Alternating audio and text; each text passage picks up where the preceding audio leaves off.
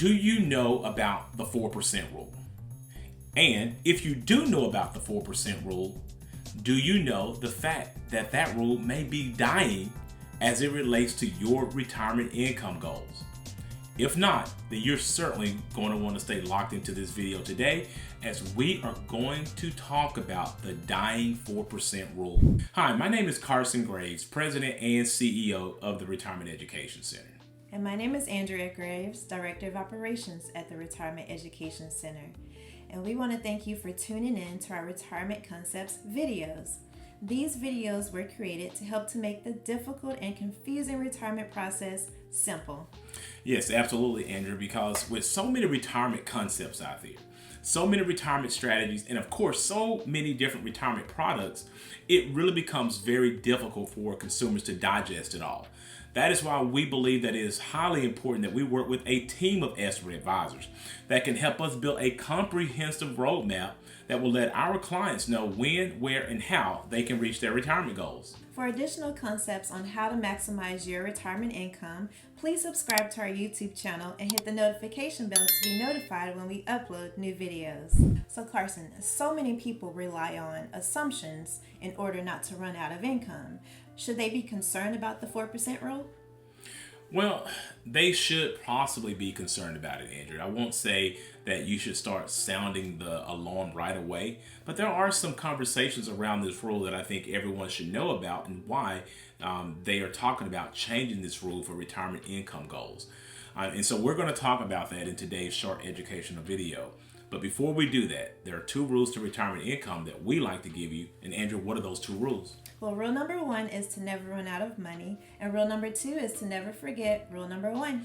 Okay, so Andrew, let me go ahead and try to answer this question of should people be concerned about the dying 4% rule? So Carson, remind us again exactly what is the 4% rule? Well, the 4% rule, Andrew, is actually a pretty unique and simple concept that has been around since the 1990s. This was actually created by a financial advisor in 1994, a financial advisor by the name of Bill Bengen. So in 1994, this advisor actually came up with this concept of having a retirement portfolio, basically built with about 50% equities and 50% bonds. That portfolio structure would basically average about a 7% return. And after accounting for inflation of 3%, it would leave the consumer or the retiree with 4% that they could actually divvy out from their retirement income over the next 30 years of their retirement. And so this concept have actually stood the test of time, and people, even to this day, still use it for a concept for their clients in order to make sure that they have a safe distribution strategy from their retirement portfolio. But lately, there have been some changes in the marketplace that has really given some analysts a cause to pause about this 4% rule. And so we want to make sure that we cover what that is here today. So Carson, why do you feel that the assumptions of the 4% rules need to change? You know, Andrew, when I hear a question like that, you know, the operative word for me is feel. Why do I feel that this assumption is being discussed or maybe need to change? Well, fortunately, for those out there watching this video, in the world of finance, we don't have the luxury of actually going off of feelings when we're actually making assumptions. We actually have to rely on facts. And that's important to you to know that in the financial world, we have to rely on facts, Andrew, when it comes to these type of subtle changes that people must make in order to make sure that they do not run out of retirement income too soon. So according to Morningstar, Andrea, a very well-respected investment research firm, they have taken a very subjective look at the 4% rule and have now downgraded it to the 3% rule for a variety of factors. 1, people are living much longer now. 2, they have to look at inflation. Inflation is going to be much higher over the next decade than it has been over the previous decade that we're actually coming out of. And another major factor too, Andrew, is that most market analysts are expecting that the stock market that we have had the privilege of being in over the previous decade here of this robust bull market is expected to be much less robust here over the next decade. By some measures, they're thinking maybe 2 to 4% returns in the marketplace. Now, I certainly hope that these analysts are wrong, because that's going to put a huge retirement strain for most people who do not have a reliable guaranteed retirement income. So it's important that people now start to really consider locking up a guaranteed income for their retirement, because if the marketplace is not going to yield enough for you, then that can be a major issue. And last but not least, look at bond rates. I mentioned to you before that the 4% rule, when it actually first was brought to market, was based on a portfolio of 50% of equities and 50% of bonds. Well, of course, bonds are not paying anything right now. We're talking about 0% interest rates on bonds, and in some aspect, negative interest rates when you start to account for inflation. And so you're going to have to figure out a way, of course, to circumvent all of these different factors that will, of course, nip and tuck at your retirement income sources. So, Carson, what type of solutions do you have for retirees that may be affected by this dying 4% rule? Well, there are some solutions, and that's why you want to make sure you're watching a channel like this here, because you can't always present products to clients. There has to be real solutions that can help you navigate these type of changes in the marketplace. One of the things that I would highly encourage people to do, first and foremost, Andrew, talk to a competent financial advisor. Talk to someone who's going to listen to you first and foremost, and then try to make recommendations based off of your conversation. That's really what's important. And so what people may now need to start thinking about is having someone take a look at this 4% rule. And like I always tell people, you don't have to throw out the baby with the bathwater, right? There are still some elements to this rule that can just be tweaked for the new day economy so that you can still proceed and have the adequate income that you need. So instead of having this 50-50 portfolio mix with equities and bonds, one may need to take a look at a more equity-based portfolio. Maybe one side of the portfolio being a little bit more aggressive, and maybe complementing that with a more conservative equity-based portfolio built on income and producing maybe dividends and that sort of thing. But you may also think about incorporating the bond portion of that portfolio, Andrew, with a guaranteed annuity. Yes, that little bad thing called an annuity. You may want to think about this. Many reports, Andrew, have noted that annuities can provide a much better suitable income source for retirees than bonds in this present day marketplace.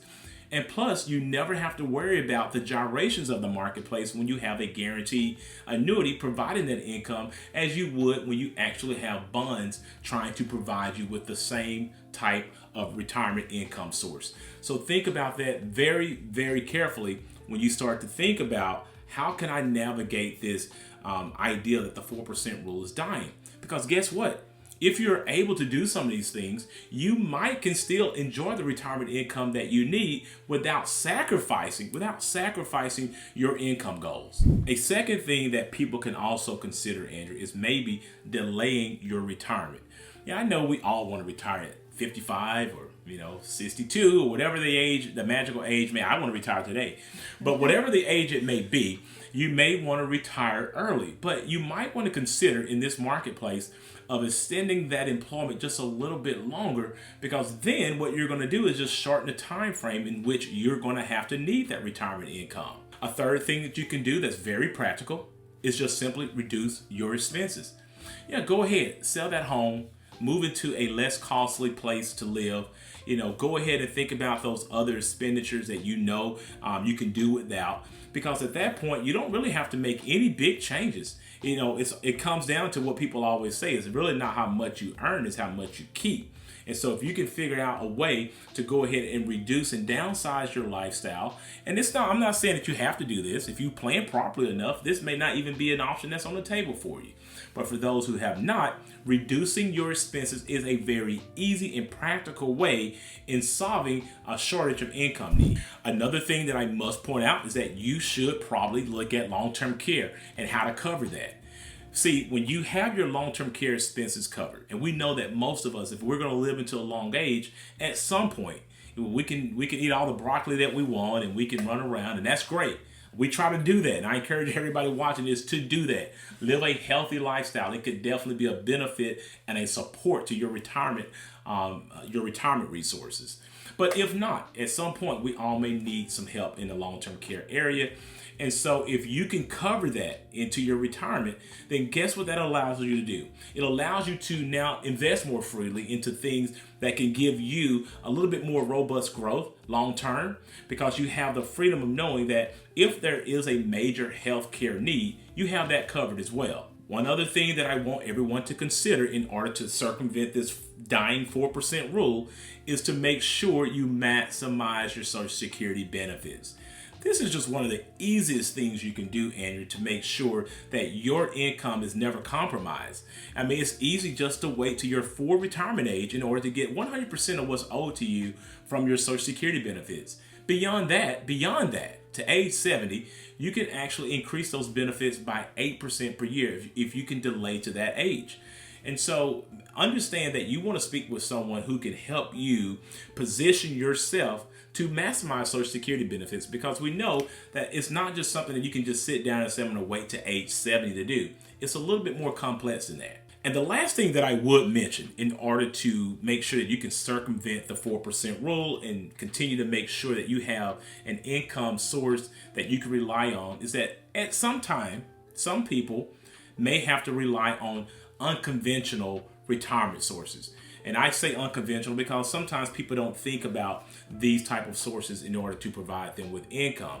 It can be from maybe rental property, or it can be from a reverse mortgage. Sometimes those type of unconventional sources of income can be exactly what the doctor ordered in order to make sure that if there is a downturn in the marketplace and you cannot pull as much money as you had foreseen yourself pulling in retirement, these unconventional places may be a source that you can tap into just for a moment until the market can recover in order for you to go ahead and start getting your conventional income sources like you were used to. Carson, thank you again for your insight on this topic, and thank you for watching. And if you found this information beneficial, we ask that you subscribe to our channel and share it with others. So I really do hope that you found this information beneficial for you today. Please remember that these videos are created for educational purposes only, and that you should always speak with your own financial advisor, your own tax advisor, and your own attorney regarding your personal situation. Also, if you are looking for a fiduciary financial advisor to help you with these type of complex financial matters, we highly encourage you to click on the links provided in the description below and go ahead and schedule a free 1-hour consultation with us today. For more information about this topic or any of our other topics that we've shared in our other videos, please feel free to reach out to our office or leave any questions or comments in the section below. After this video, please check out our other videos that we've created that will give you tips on how to maximize your retirement. And if you like this video, please give it a thumbs up, subscribe to our YouTube channel, and share it with a friend. Thanks for watching, and remember, if you have questions, we have answers.